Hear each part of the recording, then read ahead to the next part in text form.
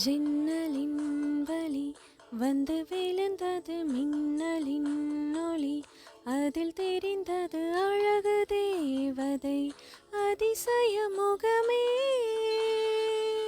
ஆஹா தீப்பொறி என இருவிழிகளும் தீக்குச்சி என